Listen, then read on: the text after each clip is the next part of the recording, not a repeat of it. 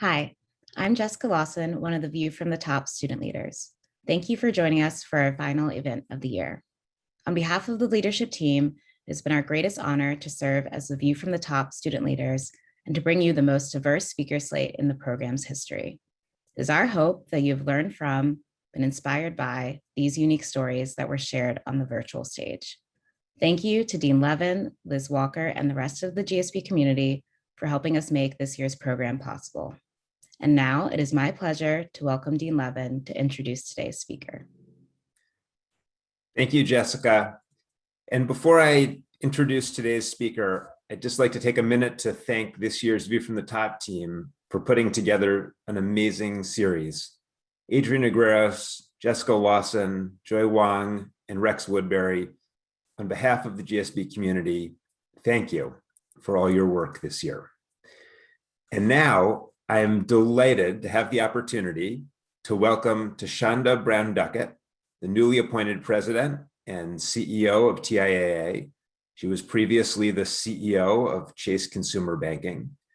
Thasunda has been recognized widely as a leading executive in the finance industry. She was named by Fortune as one of the most powerful women to watch. She was named one of the most powerful women in banking by American Banker magazine. She founded the Rosie and Otis Brown Foundation in honor of her parents to recognize people who use ordinary means to empower and uplift their communities in extraordinary ways. She was also one of the 16 women who inspired LeBron James's first shoe for women, the Nike HFR LeBron 16, and she's now on the board of directors of the Nike Corporation. And we're just looking forward so much to hearing more about Thasunda's achievements as a leader in today's conversation with Adriann Negreros, MBA class of 2021. Wow, Thasunda, that's quite a resume there. Welcome and thank you for joining us. Thank you so much. It's a privilege. You know, I woke up on a Saturday morning a few weeks ago and was thinking, do I go to the gym or not? You, on the other hand, woke up on a Saturday a few weeks ago and were the CEO of TIAA. Absolutely. And we're just feeling tons of gratitude for this conversation right now. And I hope you've had a chance to celebrate, let it all sink in a little bit. And again, thank you for the work you're doing. It's an incredible organization impacting folks that really are the backbone of everything we have here in the country. Absolutely.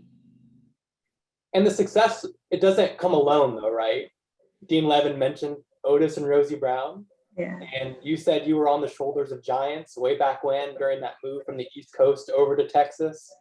How did Otis and Rosie make this all happen? Well, again, it's such a privilege to have the honor to speak with all of you. And, you know, you're right, Adriann, when I woke up on that Saturday, I probably did not go to the gym, but I will say that I woke up and continue to be full of gratitude. And you can't have the moment of being a CEO of a company like TIAA without being reflective. And that brings me to, you know, your question. When you think about Otis and Rosie Brown, they are my anchor. You know, they are my roots. And when I think about what they mean to me, my dad taught me to reach for the moon. And he would say, you know, even if you missed, you would be among the stars. And I am still reaching for that moon. My mom would always tell me, you know, whatever you do, you know, you do it with excellence, or you don't do it at all, no matter what it is. And so those just life lessons along the way, not just what they said, but what they embodied, not what they embodied, but what I saw growing up and all the sacrifices. It's all of that that allows me to be in the seat that I am today. And again, being on the shoulders of my parents and so many others before me has me full of gratitude and a lot of humility. Absolutely. And there were a ton of sacrifices from your parents, right? You told Absolutely. the story about driving with your car, 5 of you packed in there, everything you own in that car. So that says something, right? No, it does. I mean, when you think about it, you know, I'm first generation integration. And, you know, it seems so long ago when we talk about, you know, the course of our society. My dad grew up in the segregated South in Louisiana. My mother grew up in Alabama. They met in New York. But when we moved to Texas, my parents packed everything that we owned. So it was, 3 children, my mom and my dad, and everything that we owned, which is, you can imagine in a car, that's not much. And I always say that that was a real moment, because when I think about it, I started my life in Texas sitting on crates. And when you think about where you've been and you think about where you are, you can't help but think through those moments. And I think it's important that we are okay talking about those moments, because the reality is it's those moments that anchor us. It's those moments that teach us empathy or humility. It's those moments that showed us grit and tenacity. And so we meet, and I've met so many amazing people along the way, but the real lessons come from those everyday people. And for me, that was Otis and Rosie Brown. When I think about their sacrifice and trying to do the very best that they could to provide for us, even in moments their best was not sufficient, it was their best. And, I'm forever grateful for that. I'm sure they're extremely proud of you. And you said it yourself, right? You can't forget some of these folks that are making the sacrifices. You've said when you're on the 50th floor at JP Morgan Chase, it's the people that are in the mailroom, it's the reception, the cooks that crack the ceiling, right? Yes. And a lot of times people say, well, what do you mean? And again, being anchored in history. And when you think about when and how did my melanin, my complexion enter corporate America, it entered through the halls of janitors and cooks and secretaries. That was the first introduction to our brilliance. And so when I would say to everyone, when I would look on the 50th floor and I see Rockefeller, I would say, he couldn't imagine me being the face to his bank, having the privilege to lead the consumer bank. But you have to give homage to those who did not have these amazing rented titles, but they showed up with strong character. They showed up with a level of excellence. They showed up when they weren't really being seen. And so when I think about where I am today, I think about those cooks and those janitors that were just putting cracks in the ceiling, that over time I could exist and so many people like me could exist. And so I have a lot of respect to those who've come before me that were in roles that truly paved the way. And I'm sure your leadership is unnoticed by them, right? You literally have told stories where you go down in the mailroom and says, it all starts here, right? Absolutely. I mean, look, when I think about Otis Brown, or when I think about so many people, specifically people of color, many times we are disproportionately in those lower wage jobs, or we are in those entry-level jobs. And so it does not escape me that when I have an opportunity to be a CEO or to be in a leadership position, to make sure I go and see those individuals, to make sure that I can talk about the strategy and the role that they play. And so when I would go to the mailroom, I would tell the young individuals that when you see us talking about earnings or talking about that client experience, I would say, I want you to brush your shoulders off and know that you had a role to play because you started the process. You had to do your job with excellence when people made their payment in auto to make sure it went to the proper chute so it would post on time. And so by connecting them and understanding that they matter and that they have a voice and that they have a role to play, what I get in return is that the people furthest removed from our results see their role in our results. And what was so great is after I was, telling them how awesome they were, I remember one of the gentlemen looked at me and he was like, "You welcome, we got you," And I just think that's important because that's Otis Brown. My dad worked in a warehouse and he's brilliant. He didn't go to college, but he's brilliant and he taught me so much. And I just think it's important to make sure that we model what it means to see everyone, not just in the big town halls, not just in the employee appreciation notes, but in what we do and how we do it. And taking the time to engage with those furthest removed is what really embodies culture and what I try to do every day. See the unseen and see the people that really help build your company.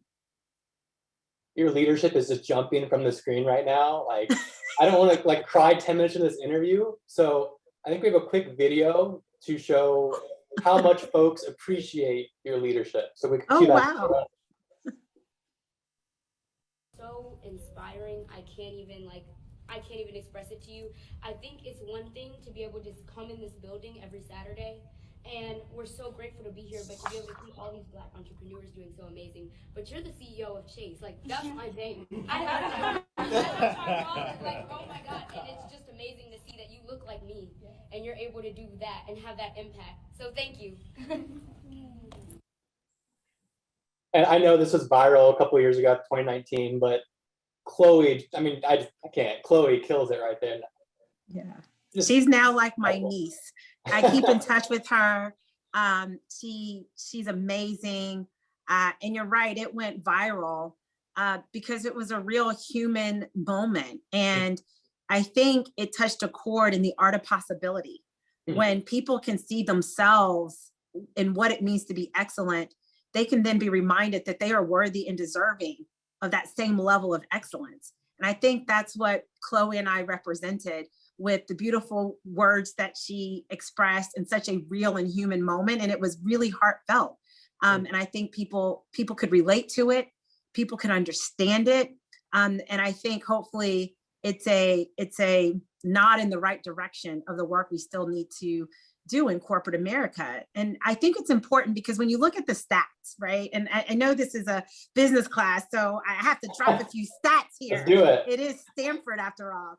But I was looking at the Fortune 500.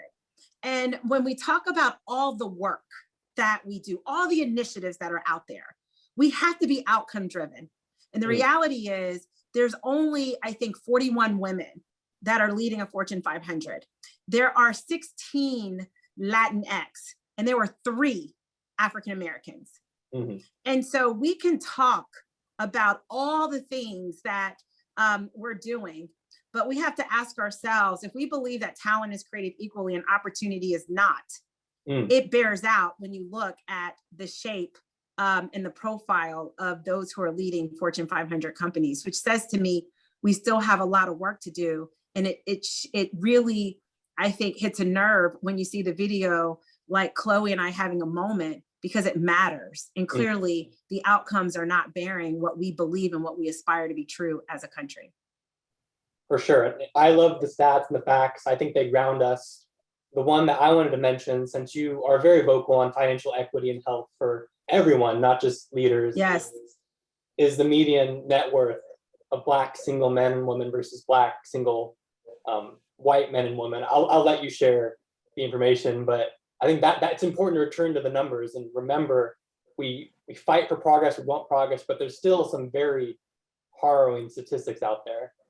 yeah, and I think when you look at the numbers, you know, it tells us what all we still have to do to make sure that there's full inclusion and equity for all Americans. And so what you're referencing is the median net worth of single Black men and women are like $200 to $300 versus white men and women, which is around $15,000 to $28,000. And so when you think about that, we have to say, what is going on? And we have to take a moment and say, what has to change? And what do we do? What are those choke points that we have to unlock? Because clearly as a society, as a human race, we cannot be okay with those statistics. And we have to know that we can do better, and that surely it cannot be all of the melanin that's causing these results. It's not the melanin. There's something else that's going on that we have to, you know, lead boldly and be provocative about, you know, these stats, but more importantly, be bold about what we can do better to move forward. As a starting point, maybe you mentioned in a TED talk, right? We just need to talk about money, period. And you told the story. And money's personal. There's a lot of stuff that comes with it when you bring it up in a conversation. But you told the story, right, of your dad and the 401k, and just the knowledge of knowing that existed perhaps could have changed the financial situation, right? Yeah, I mean, when I think about my father and I think about my parents and I think about all the sacrifices that they made for us. And I remember after I graduated from college and, you know, I was looking at my dad's statements, and to have to tell your father that you don't have enough, not even close, to be able to retire. And what angered me is that the 401k was for him, but he didn't see it within himself. So the information, or the way in which the information was shared, he didn't think it was for him. And so when you think about these opportunities and you think about minorities participating in the stock market, or understanding the power of compounding, or you think about, the home ownership rates, or you think about small businesses, you can go on and on, all of the things that can unlock wealth, generational wealth.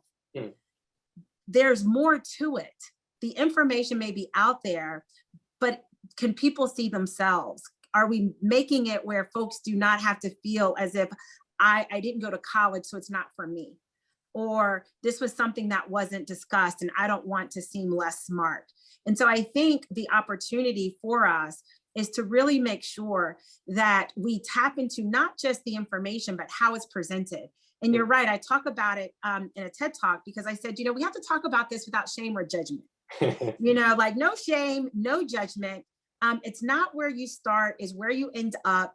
And whether it's $1 a day or a quarter, just get going and get started, because that power of compounding and that behavior over time can really mean the difference when you think about your wealth. But clearly, a lot of times when people see their finances, they associate, their financial situation to their self-worth. And I like to say your net worth does not define your self-worth. And I just think that's so important. And we have to be okay. I like to say, we know how to keep it 100, especially young people, but we have to know how to keep it 700 plus. We have to know how to get started and be okay, with where we are, but saying, hey, we can make these steps to have a better outcome and a better tomorrow. Absolutely. It's a great message. It's a scary, I think, thought for folks to make that initial plunge. Yes. But hopefully we can get more, especially minorities, taking the plunge, understanding, as you said, the power of compounding, and hopefully a more financially sound future for them. Absolutely. And, beyond financial equity, it's obviously been a tough year for a lot of different reasons. I don't want to just ask about race outright. I think when you were talking to the mayor of Arlington, and I know Arlington's a super important place for you, you said something actually it hit me pretty deep, which is extraordinary is kindness. Yeah. So if we're just kinder with each other, more patient, perhaps that's the starting point to ending some of these tensions, which seem to be wrapped up in other, things the news likes to highlight. No, I think you're right. And, I like to say, what it means to be extraordinary are your ownable assets. Extraordinary is kindness. Extraordinary is laughter. I also think extraordinary is doing the work. And so many times when we have these conversations, particularly around race or inequality, we want to start in the middle of a chapter. And I think the way in which we can unlock and make real progress is to get proximate with the history and to really understand the structural inequities, to really understand what it means when you grew up in a segregated South, to really understand books like First School in the history that we have in our society that has caused so many inequalities. And it's not, again, to make people feel bad or ashamed, but it is to get to the root. In business, as you know, in business school, you have to get to the root cause. And that's what you do in business. When you see something, you say, well, what is the root cause? The root cause analysis. And so I think that if we can get to the root of the matter and get educated and get proximate and do it with a headset of kindness, a headset of saying, I want what you want. I want my children to breathe just like you want your children to breathe. I want a full opportunity just like you want a full opportunity. And then we do the work. And I do think that if we work on ourselves and do it with kindness and do it with a level of curiosity, then it's us that become the people in positions of power. It is us that can then be that mom during us at a school and volunteering and doing the work. It is us, it is humanity that will unlock the progress. Policies and everything else will change when it's the people that decide that we can do better. And I think kindness is at the heart of everything that we do when you think about progress. That's incredible. If the people decide, then kindness will be unlocked. Everything will follow. Absolutely. That would be ideal. That's the work, right? That's the good trouble we have to get into and stay in. It's a fight worth fighting, but as you said, it's not new. There have been many people before us that have engaged in this. We need to learn from those lessons and continue to work forward. And the thing that I think is so powerful about that is that if we're honest with ourselves, we have made progress. And it is easier than it was for my grandparents. It is easier than it was from those who enslaved into the country. So progress is slow. Progress does not go in a straight line. It goes up and down, but it's progress all the same. And so I think that it's important that when we are in positions of power, that we understand the platform and that we understand that it's more than just delivering on the financial results. It is about shaping a culture. It is about using our voice to make real progress in our country. And I think that's good for business. It's good for community, but it's also for me why I believe I'm in the seat. It is to stay in that good trouble and to create that art of possibility so that more people can ascend and really see the power that they have, but also be rewarded with their hard work and effort. And so progress is slow, but we are making progress. And I think we have to stay hopeful. At least I'm hopeful. I have no choice. I have a lot of kids. I have to stay hopeful and believe that they will have better days than I and those before me.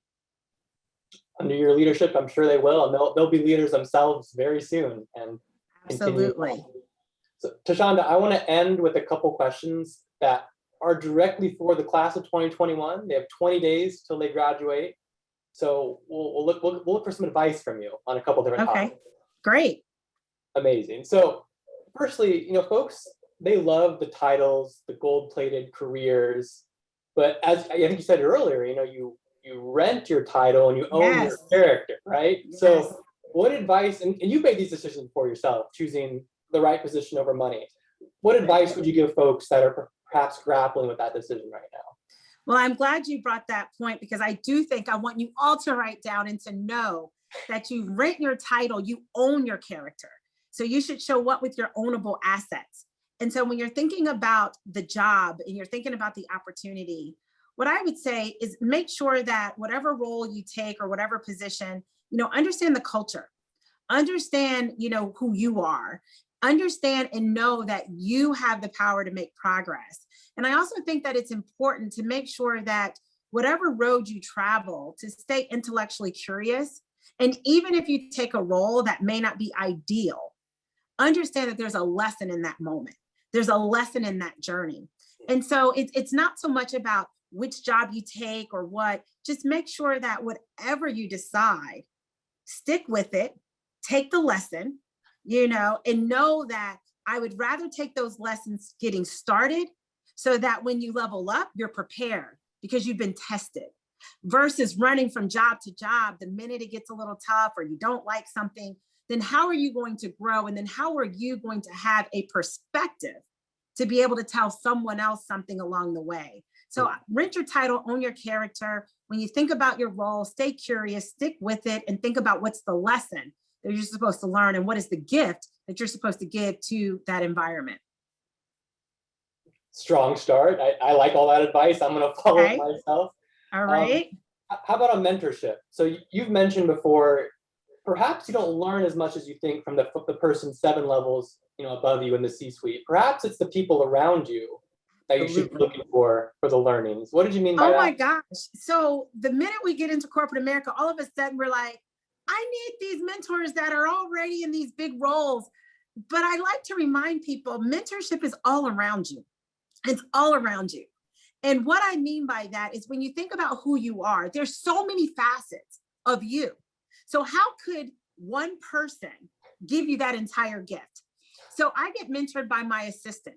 She shows me the power of service, of how she shows up on my behalf with excellence.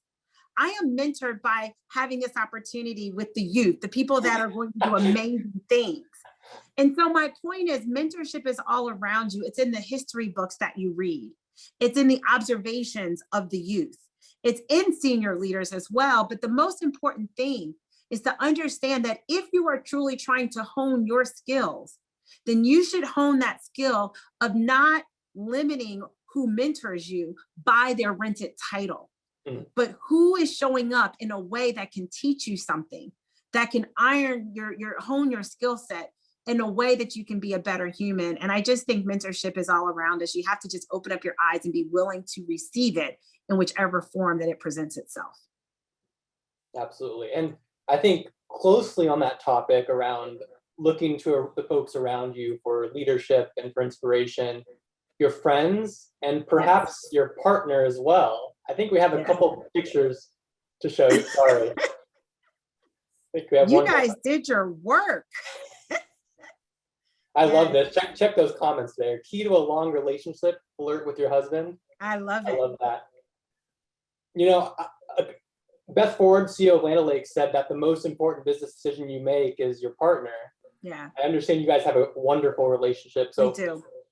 What advice would you give the MBAs on their friends and, if you want, their partner selection? Well, I love this question because so many times when we think about a relationship, you may say, you know, I want him to do this and I want him to do that, or this or that for me, but it's the matters of the heart. And the reality is I have a man who's anchored in character. I have a man who believes that his role is to lighten my load, who understands that I want to impact the world. And so as a result, he's an engineer and a Marine, but he's a stay-at-home dad. You know, he runs our family office, I like to say. But you know what? I just think it's about a partnership and it's about those ownable assets. And so whomever you choose to spend your time with, whether it's in life or in friendships, think about the character, think about the ownable assets, because that's really what's going to, you know, help you navigate your storms, your ups and your downs. And I'm just incredibly blessed that I have a partner who truly is my partner in life. And most importantly, he's on this journey to help me be the best version of myself that I can possibly be. And he's additive to who I am and being able to unlock all of who I am when it comes to being a mother, a philanthropist, an executive, and all the other, you know, titles that are part of my portfolio. That's incredible. I love to hear that. I think it's wonderful advice. Find someone additive who supports you, who makes you a better person, right? Absolutely. Absolutely. Okay. One more on the career side, and then we'll give you our final question. So great. Obviously you took the new role at TIAA. Yes. What advice would you give to folks as they make these decisions? Perhaps they love the role they were in before, but now this opportunity arises. What is kind of your thought process and how do you make those decisions? Yeah, it's such a great question because I absolutely loved my prior role. I loved the company, the people. I felt like I still had a lot of runway, but I also believe in the art of possibility. And I believe in getting uncomfortable.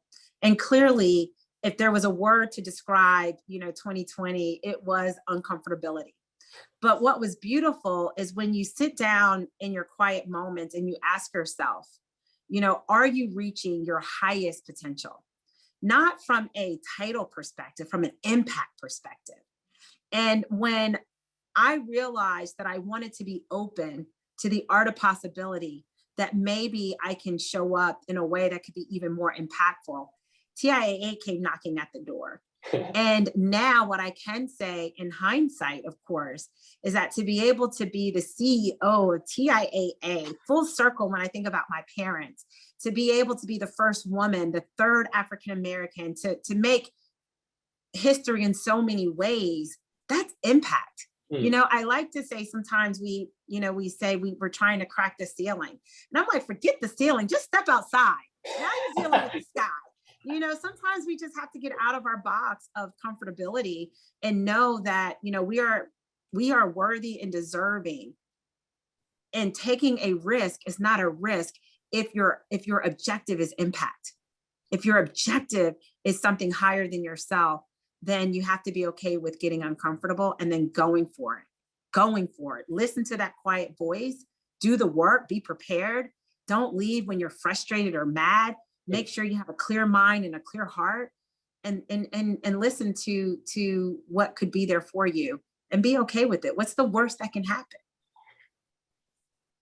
Pretty good advice. Another set of incredible lines: forget the ceiling, step outside. It seems like you practiced this before. No, hey, it's just real. It's so real. I always say, model the behavior you aspire. Just don't talk about it, be about it. And so for me, what I'm sharing with all of you is what I've experienced. It's how I make sure that I'm always stepping into larger and larger containers and not feeling that I'm limited. And sometimes, especially as a woman, as a Black woman, those limitations can feel heavy. And that's when you have to say, when people are saying things or maybe marginalizing you, you have to do, like when you receive something in the mail and it's not addressed to you, you return that to sender. And so if people are coming for me on things that are not me or do not define me, I'm not going to own that. I'm just going to politely just return that back to sender, because that is not who I am. And that means I'm limitless. And then that means if I have to step outside, that's what I will do. Incredible. One last question for you, Thasunda. We've asked this to all the speakers this year. Right. In this challenging moment, in these tough times, what principles do you rely on as a leader? Oof. Wow. I mean, first, my faith is really important to me. My character, knowing that it's okay to not be okay. Knowing that this too shall pass. Knowing that in our vulnerability can be the unlock to possibility. And I think as a leader, this notion of being curious, not just from a business sense, but I want to know you. I want to know what motivates you. I want to know what makes your heart heavy. Because as a leader, I think if I can show my vulnerability, then I create permission for you to show yours. And it's in that vulnerability that allows us to take a breath. And that allows us to no longer wear the mask. Paul Laurence Dunbar wrote a poem in 1913, We Wear the Mask. We can take the mask off, and then we can really focus on the work. And I think that's so important when I think about leadership principles, character, curiosity, being vulnerable, authentic, and just knowing that the goal for me is to be the best version of myself. And that's what I expect for everyone else. And in order for you to be the best version of you, I have to create space for you to do that unapologetically. Thank you so much, Thasunda, for chatting right now. It's been a complete pleasure. What a wonderful message to leave with. We have 2 student questions, and I know my classmates are incredible, so they're going to raise the bar even higher. I'm excited to invite them to join us. Hi. Hi. It is, I can't believe I'm talking to you right now. This is amazing. I worked at JP Morgan Chase in operations for the last 3.5 years. So I know you as T. Thank you, T, for joining. I'm so excited. Okay, so we talked about this already a little bit. And so maybe I'll position this question a little bit more tactically. But one of the things that has always struck me have been your anecdotes about leading people of all levels in an enormous institution. And the way you've done that is to build those relationships in the mailroom, et cetera. So I am pivoting to a career in hospitality, which is a big shift from operations at JP Morgan. And as someone who's seen you model this behavior so well, I'm wondering what tactics you could share about how to build that credibility with those folks when your education levels are different and your perspectives are different, but you're all critical to the work. So yeah, I just love your thoughts and thanks again. Well, first of all, thank you so much, Lauren, right? Is it Lauren? Okay, great. Well, it's so great to meet you, Lauren. First, I would say congratulations on deciding that you want to pivot. That's not easy. I can feel it. You're like, I don't know, but you really want to do it. Here's what you need to remember, Lauren. Show up with your ownable assets. What makes you special is that you have your own story and your own narrative. You worked in operations, so you understand process. You transfer that into hospitality. That is really important. The process, the change management, the different roles, what people do and how that impacts the presentment of ultimately whatever that is. You have that muscle. And so you may need to just be reminded that the work that you put in over the years is preparing you for this moment. Understanding the back office and understanding how important it is so critical in hospitality, because you'll see the people that are cleaning the rooms or preparing the meals or doing the landscaping. You'll understand that they are so important to the customer facing part of the equation. And then lastly, bet on yourself and show up with your character, show up with your intellectual curiosity, show up with your humble spirit, show up with that smile, show up with that level of, I don't know anything about it, but I'm so excited. Show up with all of that, because that gets that expression, that look you just gave. That's what's warming, that's what's inviting. And ultimately, that's where your magic lies. That's where your superpower lies. Thank you so much. Wow, You're I feel welcome. so known in 2 minutes. I love this. It's real though. It really is real. So good luck to you. You'll be fantastic. Thank you. IT, it is so Hi. awesome that you are here with us. You know, like Chloe, I am in awe and I'm just so grateful to see you on the screen. So I really appreciate that. I actually have to give credit to this question to one of my classmates who inspired it, Danielle. And so my question is, you know, like sometimes if there is a CEO who is from an underrepresented background or who is a woman, Q&As, fireside chats, etc., often focus on that identity. And I mean, we've talked about this already today, and these questions are important. But I also imagine that it can be somewhat draining to have to answer what it's like to be a Black woman in your role sometimes. And other CEOs don't have to do that. So I'm curious to hear from you, like, what question do we not ask you enough? And if you're willing, could you answer that question for us?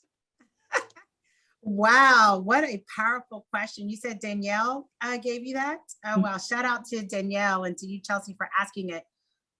Let me attack it in a couple of ways. First and foremost, the reality is being Black has shaped so much of who I am. It has. And the reality is I feel privileged to have the opportunity to talk about being Black or being a woman, because I'm trying to get the world to get proximate to who we are so that we can change the outcome and the narrative of what is possible and to show that we belong. And so I am more than happy to carry the burden, if you will, because it's not for them, it's for you. That's what it's for. And I know that so many women and so many Black women still feel invisible.